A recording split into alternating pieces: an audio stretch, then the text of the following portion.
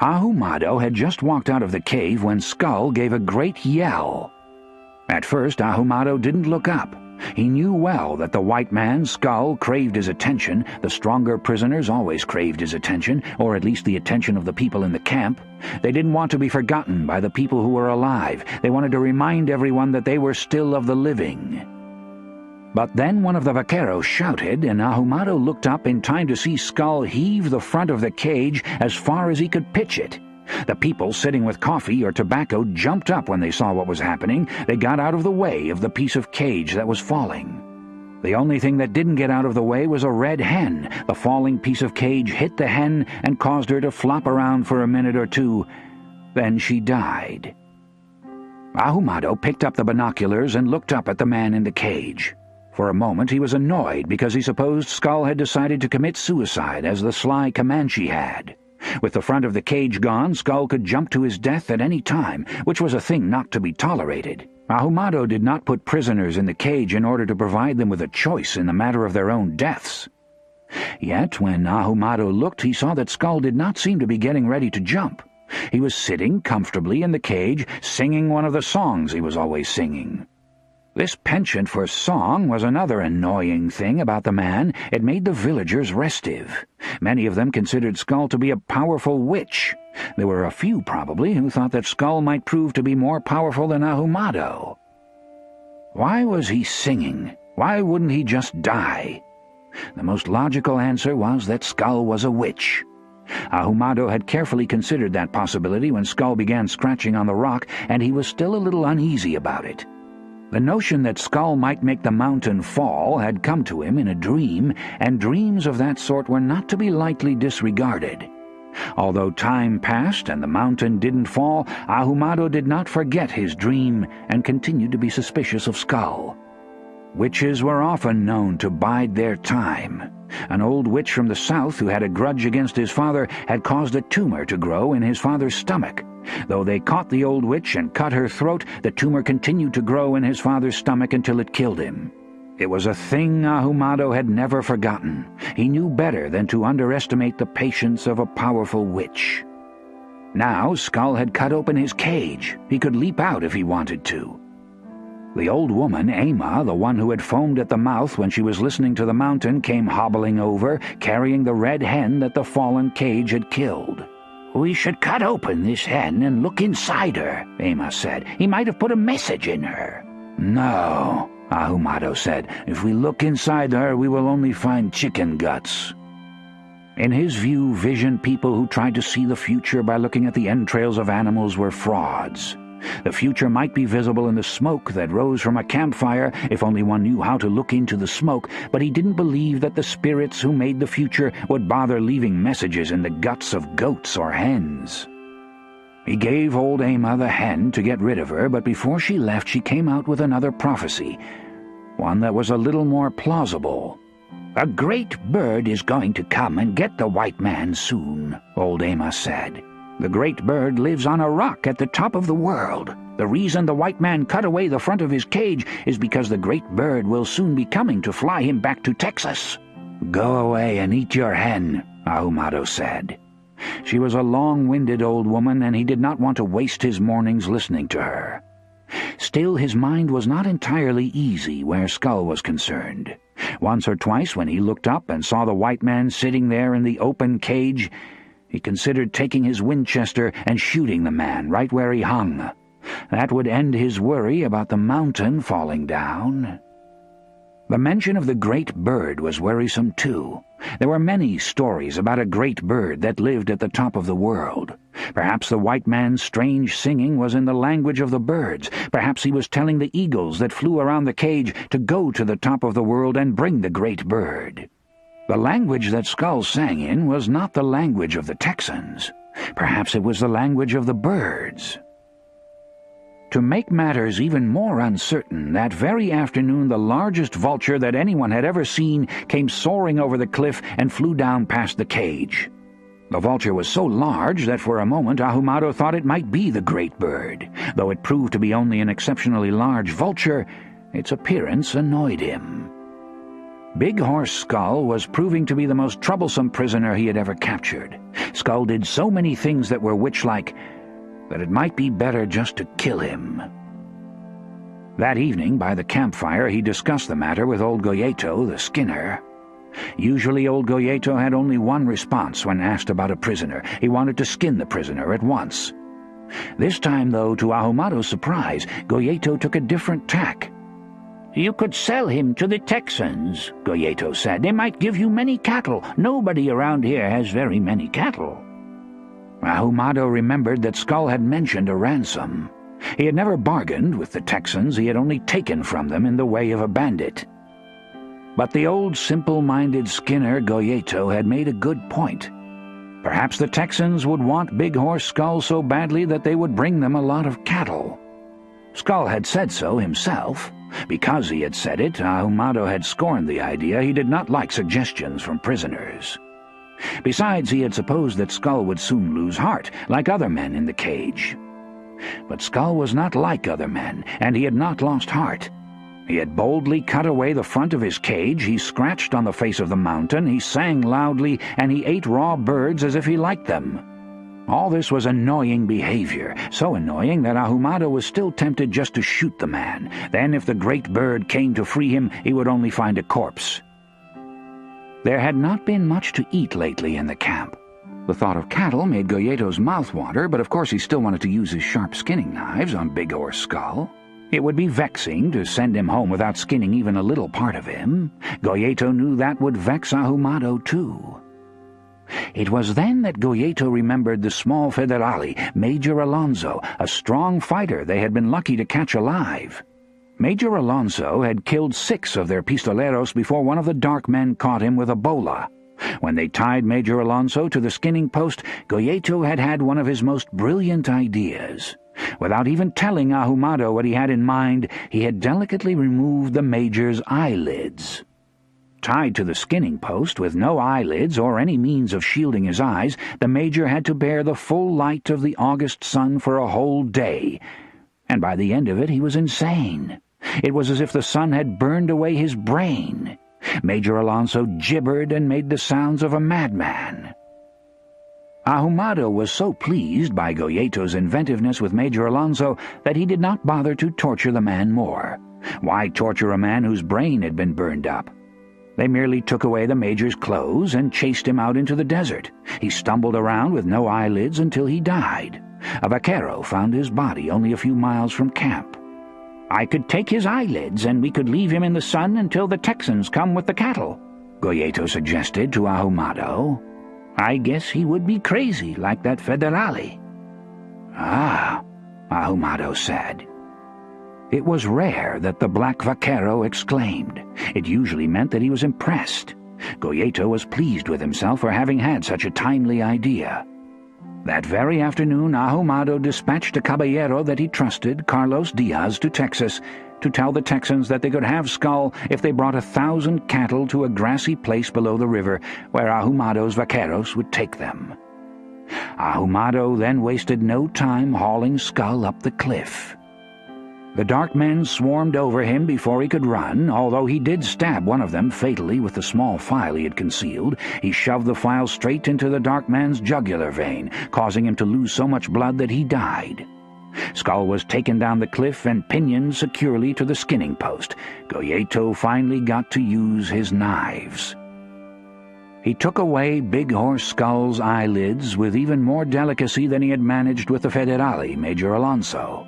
Skull fought his bonds and cried out curses, but there was so little pain involved in the operation that he didn't moan or groan. Ahumado seemed pleased by the skill with which Goyeto worked. But then, before the sun could begin to bring its searing heat into Big Horse Skull's brain, clouds, heavy and dark, began to roll in from the west. Thunder shook the cliffs and hard rain fell. Before the little stream of blood from the cuts died on Skull's cheeks, the rain washed the blood away. The thunder was so loud that some of the people started to run away. They were more than ever convinced that Skull might bring the mountain down on them because of what had been done to his eyes. Goyeto thought so too for a time. He began to regret that he had even had such a crazy idea. Why had he ignored all the signs that Skull was a witch? If the mountain fell on them, he would be dead, and even if he didn't, Ahumado might kill him for exercising such bad judgment in regard to Big Horse Skull. The mountain didn't fall, though the sun was not seen for 3 days, during which time nothing bad at all happened to Captain Skull's brain. Ahumado, though, exhibited no doubt. He had another cage made for Skull and put it right in the center of the village, not far from where he sat on his blanket. He wanted all the people to see the man without eyelids. Skull did not curse any more. The women were instructed to feed him, and he ate. He was silent, watching Ahumado out of eyes he could not close. On the 4th day the sun came back, and Skull was immediately tied to the skinning post so he could not shield his eyes.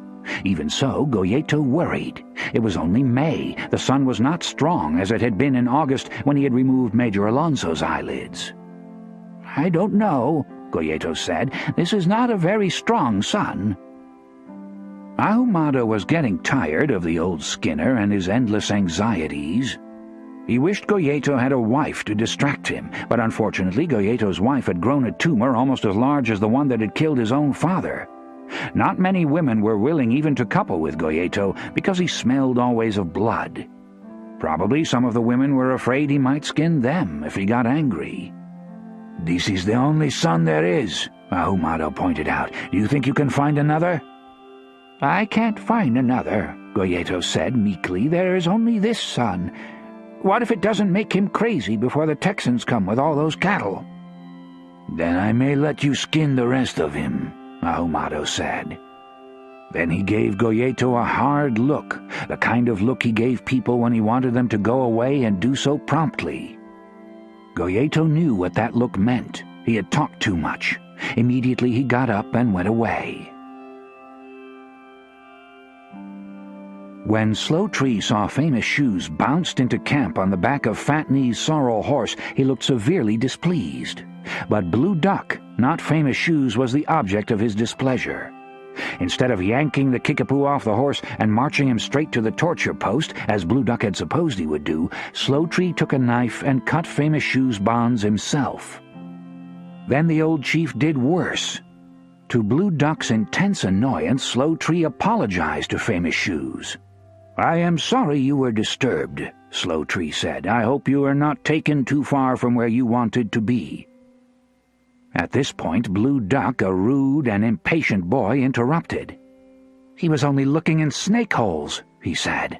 "I caught him and brought him here so you could torture him. He is a Kickapoo and should be tortured to death." Slow Tree paid no attention to the rude young man. "Were you catching snakes?" he asked Famous Shoes in mild tones.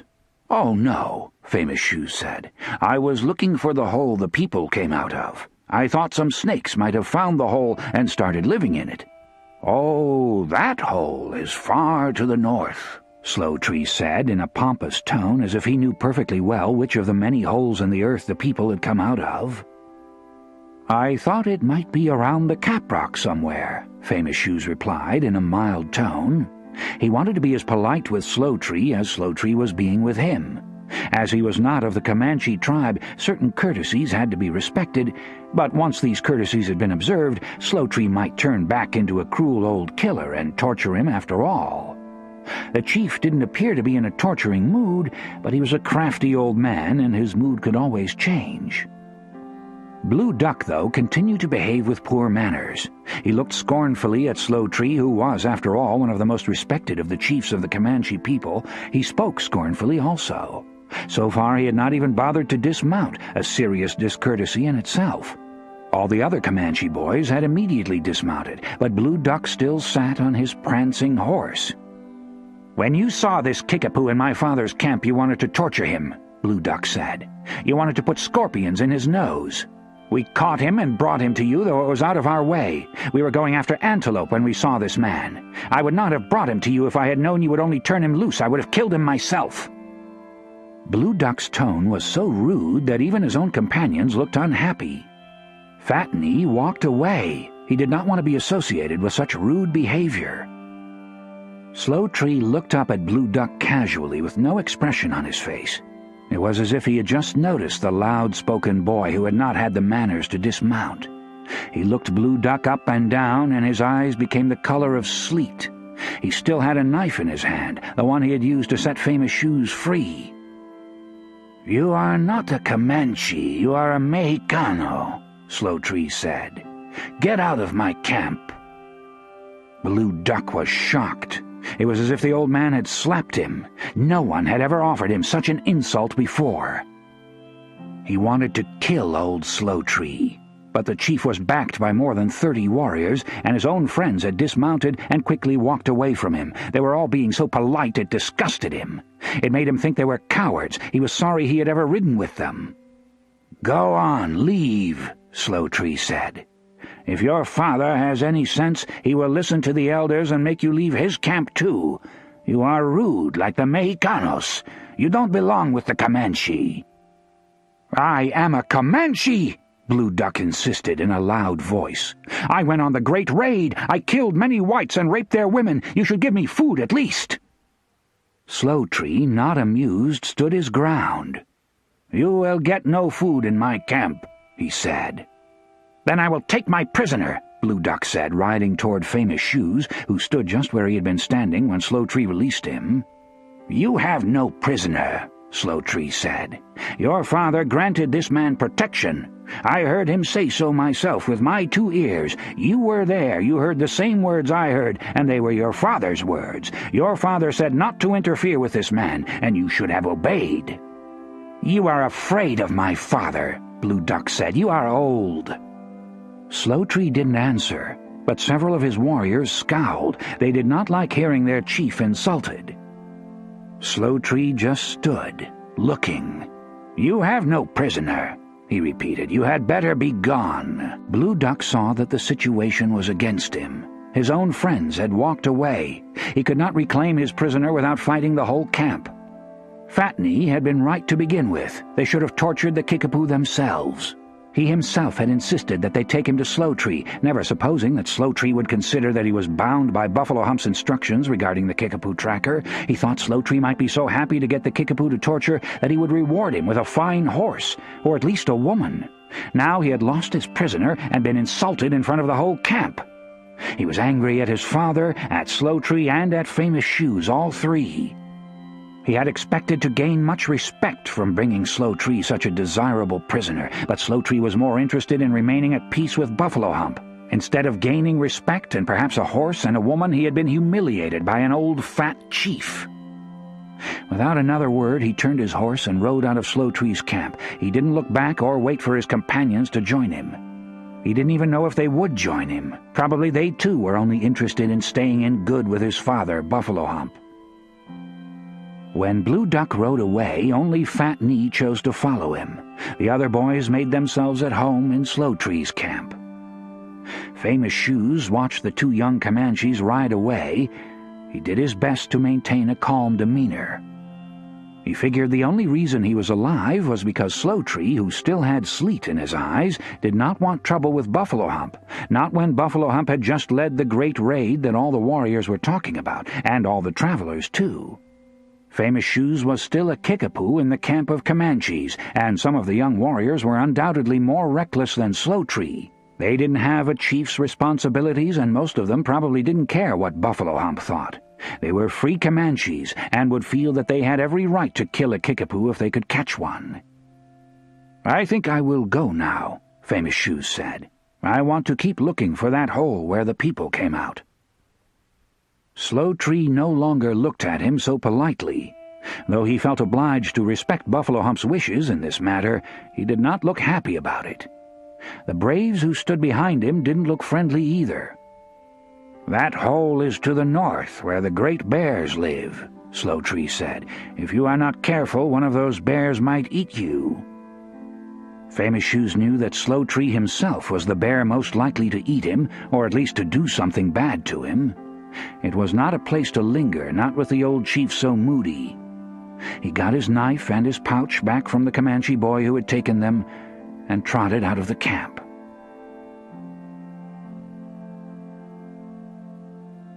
Call found Gus McCrae asleep by the river under a bluff that looked familiar.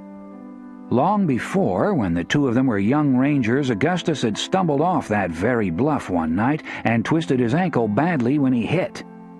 Then, because of Clara Forsythe, Gus had been too agitated to watch where he was going. Now, an hour after sunup, he was snoring away and probably hung over because he pined for the same woman.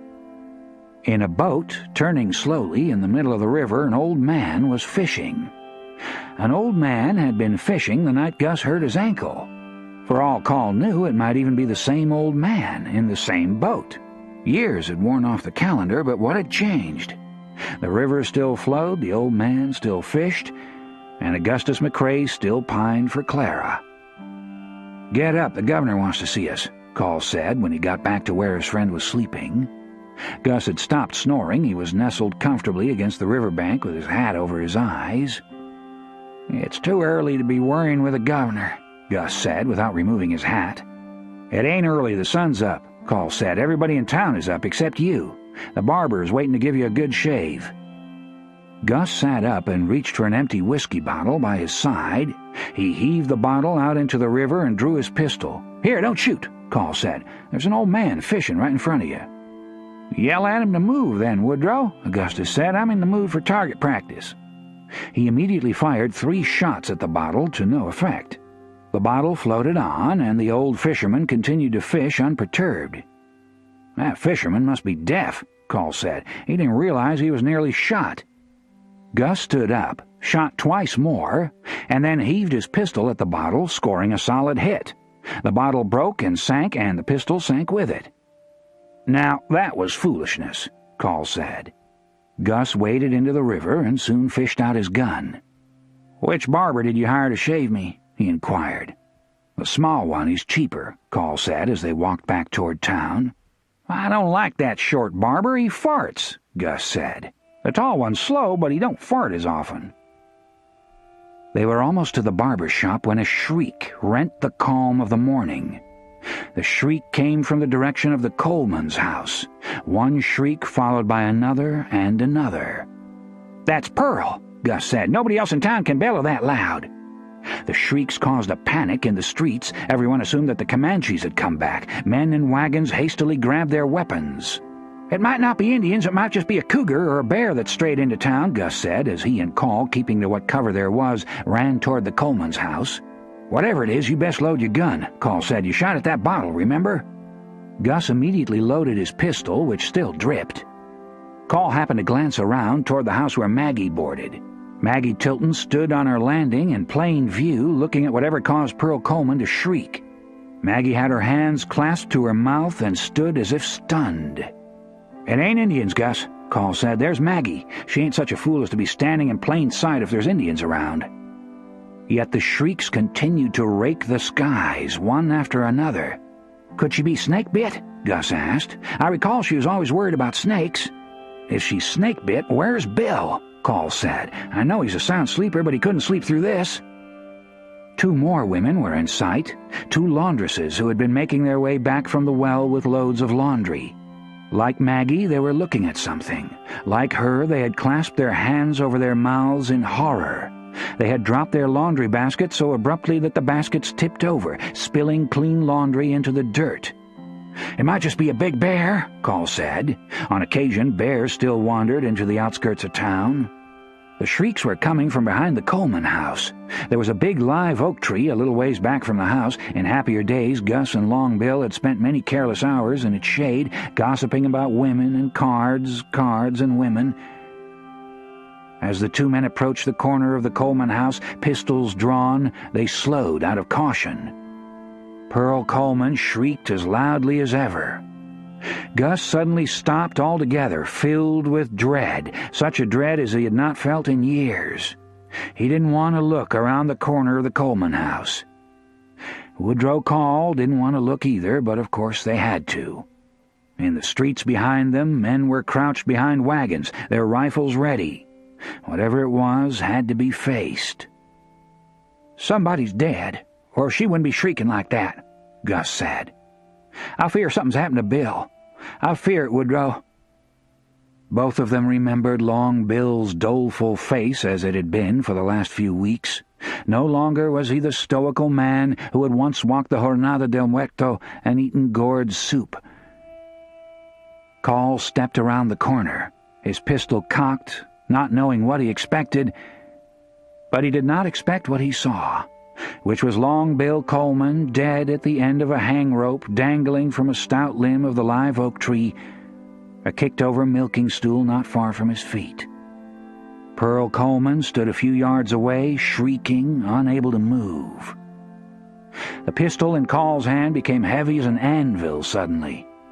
With difficulty, he managed to uncock it and poke it back in its holster. Gus stepped around the corner, too. "Oh, my God," he said. "Oh, Billy." "After all we went through," Call said. The shock was too much. He could not finish his thought. The townspeople, seeing that there was no battle, rose up behind wagons and barrels. They edged out of stores, women and men. The barbers came out in their aprons. Their customers, some half-shaven, followed them. The butcher came, cleaver in hand, carrying half a lamb. The two laundresses, their work wasted, had not moved. The clean clothes were still strewn in the dirt. Above them, Maggie Tilton, clearly pregnant and too shocked to trust herself to walk down her own steps, stood sobbing. Augustus holstered his gun and came a few steps closer to the swaying body. Long Bill's toes were only an inch off the ground. His face was purple-black. "Billy could have done this easier if he'd just taken a gun," he said in a weak voice. "Remember how Bigfoot Wallace showed us where to put the gun barrel back there years ago?" "A gun's noisy," Call said. "I expect he done it this way so as not to wake up Pearl." "Well, she's awake now," Gus said. The silent crowd stood watching as the two of them went to the tree and cut their old friend down.